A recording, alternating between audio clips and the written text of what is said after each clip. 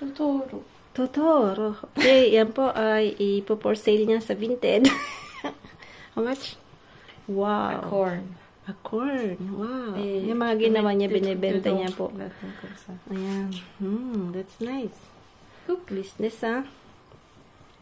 Ça, c'est un petit pot. Et là, c'est le chapeau. Wow. Ça. Ayan. Nice. Lulutuin na natin si Totoro, ha? Wow, that's... where? That's nice. Makulit si Os, makulit.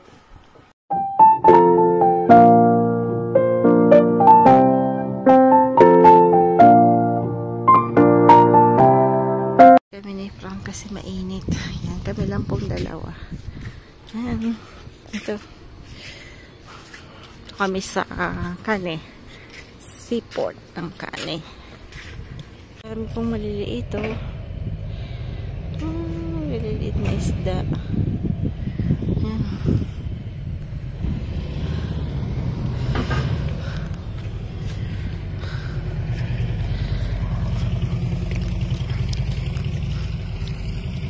Dadaanan po natin yung school ni Sam. Ayan. Sinimulan ko po dito. Makikita na po yung lapit po siya sa dagat yung school niya. Ayan. Makikita natin. Baka nandiyan sa Sam. Ito po yung school niya. Ayan. Yan po yung school ni Sam.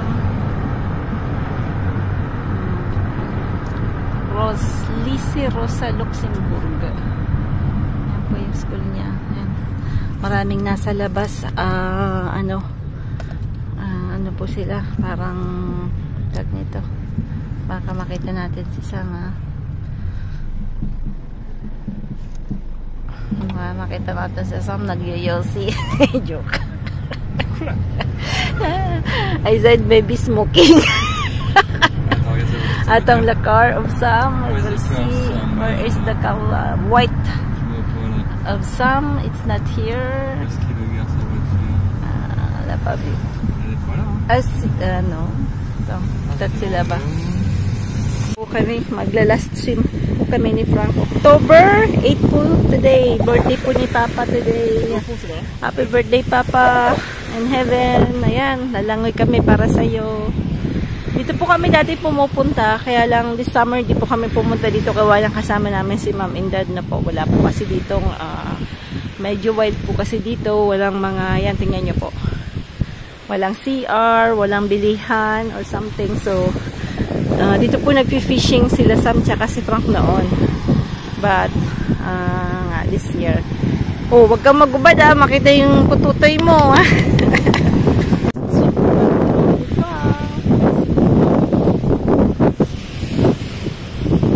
May nakuha po ako mga kasi medyo siguro nung lumakas yung hangin nung ilang araw na po. Nagdala siya ng maraming food. Pero hindi ganun kasing gagandang may kinuha po ako dito.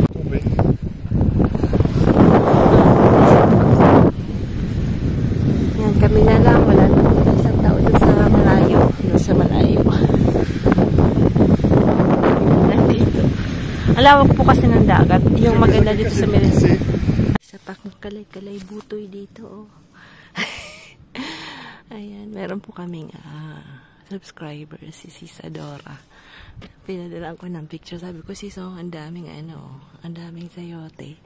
Tapos, tinanong ko po si ka-farmer kahapon kung mga ilang buwan pwedeng imbak sayote. Sabi niya lang, Kumeng, maano lang yan, mabilis lang yan. Siguro, try ko po kasi parang dati na may naiwanan kami sa garay. Malamig kasi dito sa amin pag winter. So, baka magtagal naman. Tingnan ko dito kung may mga kalabasa pa kasi ito may isang ayan, dakla akong bagong dito. Pero day pa siya orange. So, mas masarap kasi pagka orange na lang. Tingnan ko kung basa dito kasi mas gusto nila po yung medyo basang lugar. At ang dami pong sayoteng nakahiga, nakatago. So, I mean, ayan. Ang problema lang natin to. Bali, nag-post na po si Frank na pwede kaming parang exchange trade. Kung yung may gusto nito, kung ano man yung gusto nilang, meron din silang ani sa kanilang kanilang garden. Yan. Ito po daw yakun. Yakun. Ano daw po ito? May unod. Tingnan natin kung may unod na. Kinakain daw yung unod nito. Pero wala pa yata. Ay, maliit pa lang. Yan, balik natin. Tatanggal ko kasi na sasapawan niya yung po yan. Yung natin.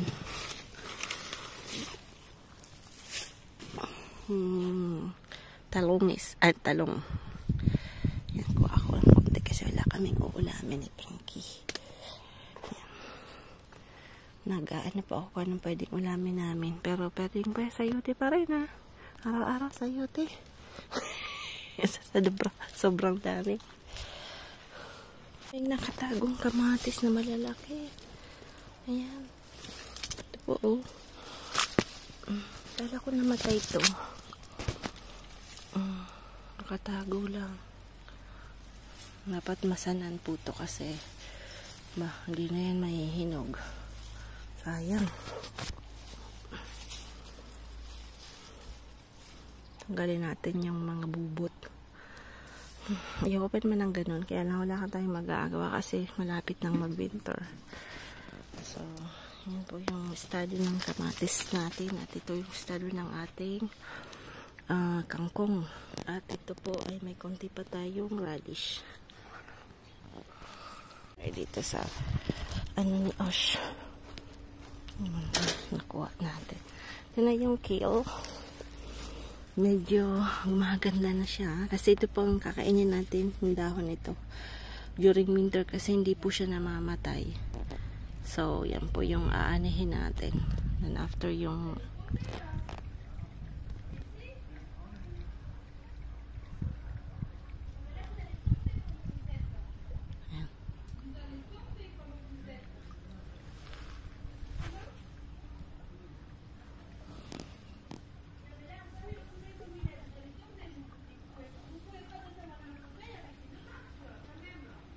ito. Yan.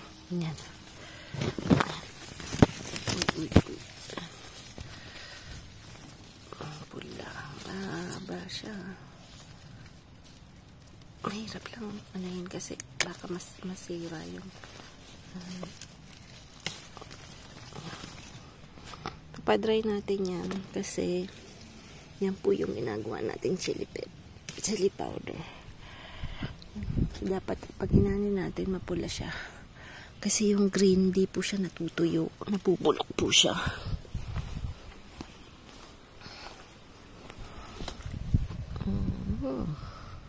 Lalaki na yun. Kuha tayo dito ng kangkongs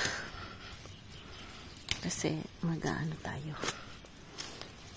Merong ganito scargusis. Kaya yung butas-butas yung natin kasi may kailangan nating yun para ito ng may sili. Kasi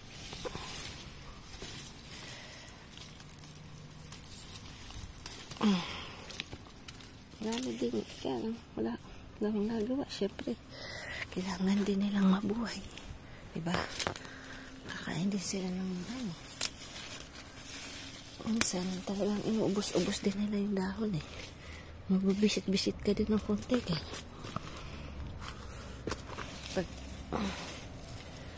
ayan, pero ito yung gaganda hindi tayo naunahan, dami dun naskargo naman kailangan natin mag-spray ng medyo maarang-harang.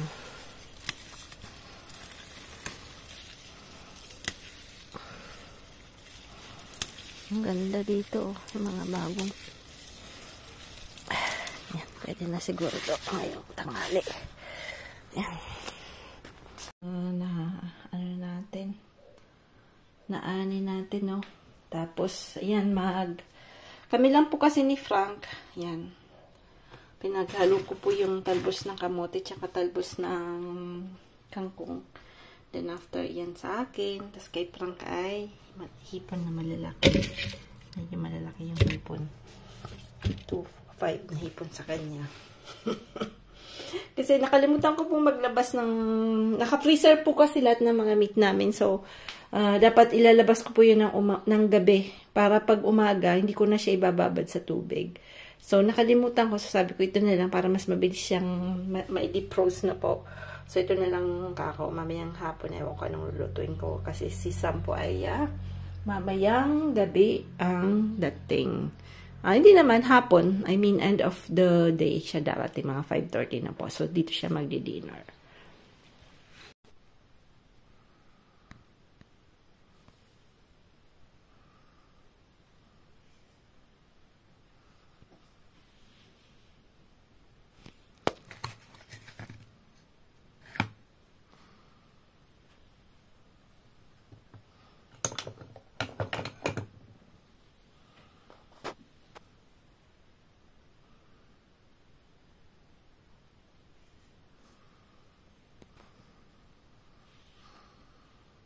Po pala, hindi ko na video yung kahinanat na ng ating gulay. Lahat ko na nilagay dyan. Kasi naubusan pa ako ng battery. Luluto ulit ako. Gabi na kasi. Tingnan ko si Sam, dumating na po. Ay, si Sam, ayun. Dumating na si Sam. Lalagyan ko po yun ng sili mamaya. Yung lapay na sili. Tapos, ayan, kay Sam. Yan, another big steak.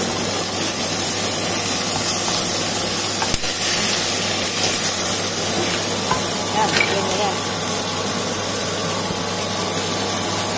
Kasi ayaw po nila ng masyadong luto.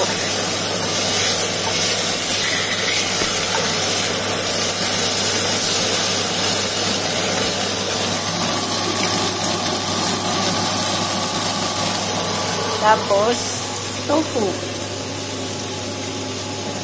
Ito po yung ako ng konting grocery po kami, bumili ako ng fish. Yan, ano po ulit tayo, sayote, konting dahon ng kalabasa. Yan po yung ulamin namin ni Frank. Kami lang dalawa. So, yan. Another sayote day kasi ang dami nating sayote. Kailangan nating kainin at linagyan ko po yan ng isang patola. Kasi may isa pa pong patola akong naani. So, yan ang ulam natin. Tapos, prinito isda. Tapos, nakaprito na tayo. Parang sibrak-sibs lang, ha? Parang sibrak-sibs pa.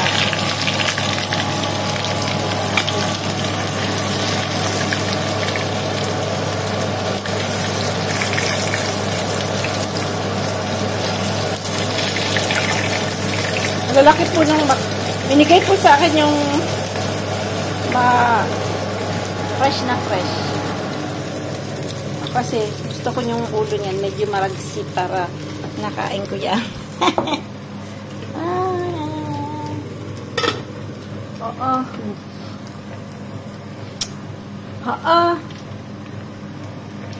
Isda na naman. Baka hindi na tayo niyan malunod. Joke. Tayo ng patatas. Tawag po dito dauphinoise. Yan, ikakat natin yan ng ganito. Tapos ito po, ilalagay natin siya ng siguro mga 15 minutes. Hindi talaga siya makuko kasi i-oven natin po.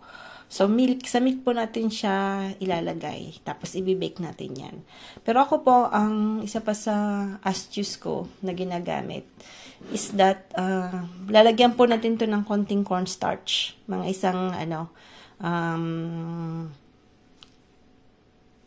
teaspoon na po. Isang teaspoon. Pero yung teaspoon, medyo, ang tag nito, bambune. Medyo bundok-bundok. Tapos, yan. Ganito. Yan. Para po yung itong ano nyo, medyo sticky siya. Medyo malapot siya sa patatas na po. So, dyan natin nilagay. Yan. Lalagyan din natin yan ng asin. Yan, konting asin. Na po yung patatas natin. So, papakulan lang natin yan. Lalagyan po natin ng konting butter. Para wag silang magdikit-dikit. Kunti lang. Pwede lang olive oil. Yan. So, lalagyan din natin asin na.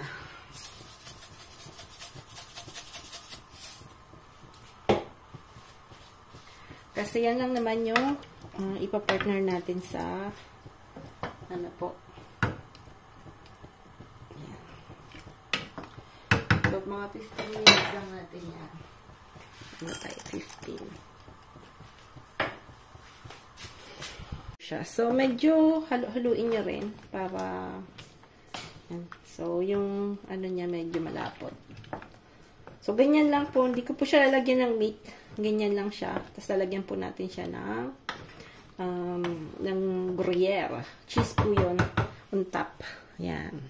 Chicken. Yan. Chicken po. I-prepare ko po. Yan nyo po. Pag linagyan nyo po ng pero ako hindi po ako masyado makapatatas. Yan, medyo sticky siya. Sa pagka-bake natin siya, hindi siya ma-water na po. Hindi siya yung parang watery. Yan. Siya. So, itong ang gagawin natin, itong taba-taba. Aanin natin yan. Dudurog-durugin natin yan. Yan. Tapos, yan po yung lalagyan natin dito. Yan. Lalagyan natin ng asin.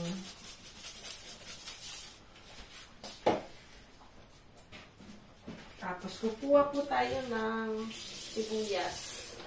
Gasan po yung sibuyas kasi pating balat lalagay natin.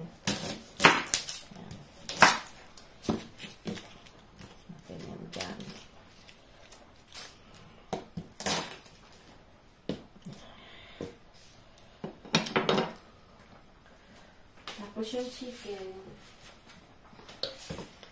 aasinan natin yan.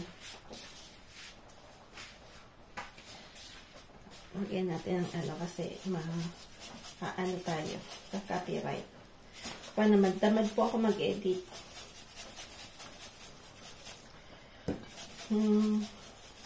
Makita nyo, wala talagang edit kasi si Manay. Tamad. Ngayon nga, wala na akong spaces sa phone.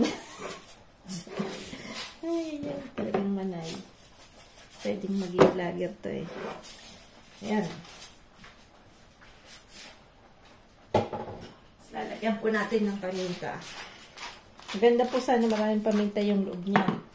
Buwa tayo dito. Ayan. Marami po tayong dito kayamanan. Ayan. So, maganda yung may pino ng paminta sa loob niya. Lalagyan din natin siya ng ginger. Ng loob niya po, no? At lalagyan din natin ng ng Italian. Ito po yung medyo maanghang. Ako na lang po nito nag-grind ng ano. Ayan. So, may halo po siyang herbs. Tapos, chili pepper. Lalagyan din natin ng thyme. Para yung ano niya po ay ilagay niyo po siyang gaganyan-ganan kasi matututong. Kasi syempre lagyan po natin ng cornstarch. Ano po, pag hindi niyo po yan hinalo-halo, mabilis po yan magtutong. So, kailangan pong vigilante kayo, Vigilante. Yan. Yan talaga pag nagluluto ka. Medyo, minsan, ang nangyari niya sa akin, kasi syempre si Manay maraming ginagawa. May ginagawa ng isa, dalawa, tatlong sa the same time. Kaya minsan, Mental takis, diba? Tapos, ito pong butter. Kung gusto niyo pong maging, si Sam kasi mahilig siya sa, kahit si Osh, gusto niya yung skin medyo crispy. So, lalagyan natin yan. Papoach natin ng butter. Pero hindi naman yung talagang grabe namang butter na po. So, basta konti lang. Yan. Kasi magme-melt naman po yan. Huwag naman yung sandamakmak kasi sobra naman pong oil na po. So, basta lang siya yung maano. Yan. So, dito lalagyan din natin siya ng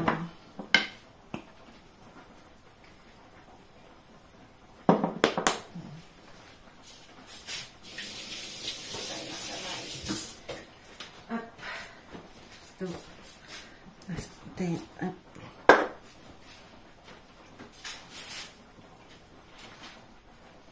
ganun din dito. Lalagyan din natin siya ng butter. Medyo aanhin nila. Yung balat medyo aanhin na lang siya. Yung skin naman yan kulit-kulit din, pero din talaga.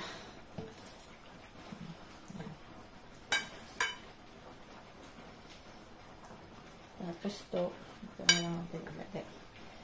Para yung pakpak. Yung pakpak. Aba, masarap po yung pakpak. Ang paborito ko yung pakpak. Dahil mabuto-buto yan. Sarap yan kikilan. Yung mga paborito ko yan. Pakpak ang pinaka-paborito ko. Yan. Ayoko po ng ano. Yung breast niya. No. So, isa may isa ganyan. Kasi mamaya po na dito si Osh. Uwi po siya kahit marami po siyang assignment. Kasi siyempre, namimiss niya rin po kami. So, ganyan talaga pag may bata na po. Yan. So, pakat ko lang ito po kasi mahaba na naman. Nakula na po space sa phone. po natin kasi yung maizena, yung cornstarch nakabalara dyan. Ako po ka mga copyright tayo. So, ang ginawa ko lang po ay linagyan natin ng ito. Hindi kasi ako marunong sa yung takip-takip pagka nag-edit ka na po. So, lagyan natin ng butter. Yan, binukas-bukas natin yan. Tapos dito rin, lagyan natin ng butter na po. Tsaka asin. Yan po kasi yung magpapakrispy niyan pag may, medyo maalat-alat siyang konti na po. Yun naman ay hindi magiging maalat talaga kasi magiging sauce siya after na po. So, lalagyan natin siya ng asin dito. Tapos, i-heat natin siya ng parang lechon. Medyo mataas. Tapos, mapababain natin. Papakrispin lang muna natin yung kanyang lalagyan natin ito sa loob niya. Yan, para mabango. Yan, aside lang natin yan. At mamaya ay i-grill na natin. Natin po pala, lalagyan pala natin ng mustard. Mustard. Ito, mustard. So, papahid-pahidan lang natin din yan. Yung skin niya kasi may pagka-something pagka linagyan niya nito. Yan. Kasi medyo maalat, di ba medyo maano siya, maanghang-anghang. May tapik na konti yung mustard, di ba po? So, ako linalagyan ko yan. Iba rin pa kasi sila kasi iba din yung nandito si Papa nito siya nagluluto nito. Kaya lang, ano po, ang dami niya mag-boiled olive. Tapos, ang dami niya mag-sauce kasi may siya sa sauce. Ako naman gusto ko yung parang ano siya, Max Fried Chicken. Yung masyadong umaano siya sauce na gusto ko lang yung parang ano siya, yung Max Fried Chicken ba? At ito na pala, sorry. Ayan na. Inano ko na po, 15 minutes na. Yan. So, tingnan po kung gaano medyo malapot-lapot po siya. No? So, para mabago naman po. Lalo na ngayong winter na po yung mga kababayan nating nasa malamig na lugar. Yan. Masarap pong partner yan sa... Tawag po dito ay Dauphinois. Yan ko punta ang English kasi mahina na tayo sa English. Hindi na tayo nagbabasa ng book na English. So, may na rin sa Tagalog. So, ayan. Di Francis tayo ngayon. So, basta patatas lang yan. Transfer natin dito. So, basta transfer lang natin. Medyo malaki din. So, hindi pa talaga siya lutong-luto, no? So, yun po ang mangyayari niyan. Medyo sticky po siya. Yung sauce niya, tingnan mo po, pag linagyan nyo po ng cornstarch. Diba? Medyo, ayan. Yan yung ano niyan. Naano ko lang yan. Narabit ko din yan. Ayan, narabitan din natin yan na konti. Ayan. Tapos lalagyan natin ng veneer.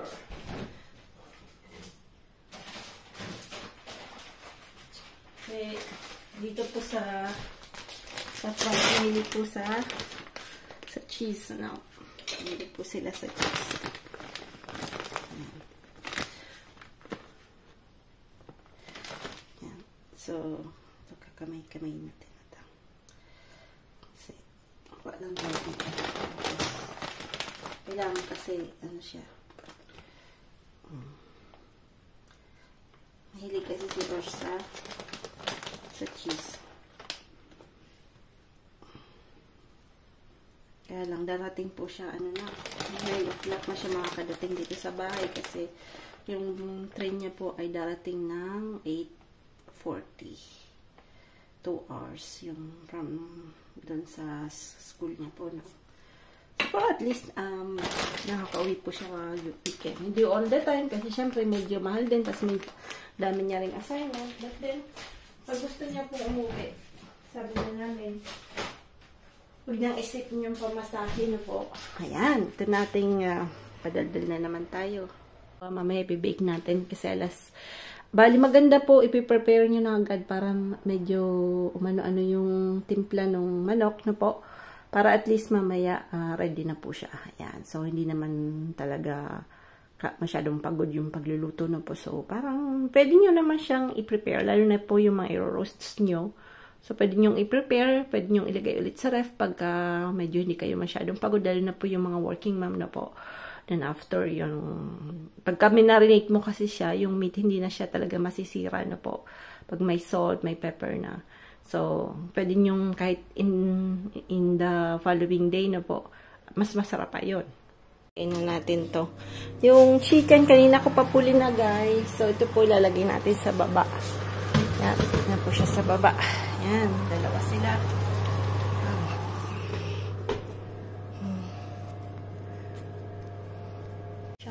Lagyan ko po ng sauce. Yung pinagalo ko po yung oyster sauce, a little soy sauce, then vinegar, a little water na po. Pero hindi ganun kadami. Kasi ayoko nung parang umaano siya, bumababad siya sa tube, sa sauce na po. So, ganyan lang siya. Then, yung, ayan na yung potato. Yung dauphinoise natin, ayan na. Ayan. So, tapos, dito po, ang partner niyan ay green, yan. Yung parang, yung Baguio beans.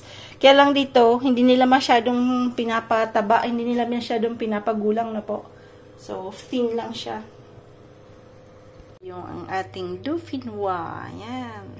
So, hindi ko na po siya linagyan ng lardong. Basta ganyan lang para hindi masyadong ma-oily na po. Medyo di pa kitang ganda kasi nasa loob pa. Yung kahinalat na ng ating sarapan. Sarapan. Nandito na naman tayo. Hintayin na naman natin si Ox. Ayan, wala pang kanyang train. Hintay-hintay muna tayo. Ayan na, ayan na. Ayan na si Os. Matagal, bagal to si Os.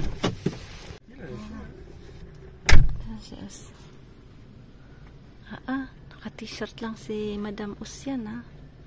Ayan na. Ayan na si Os.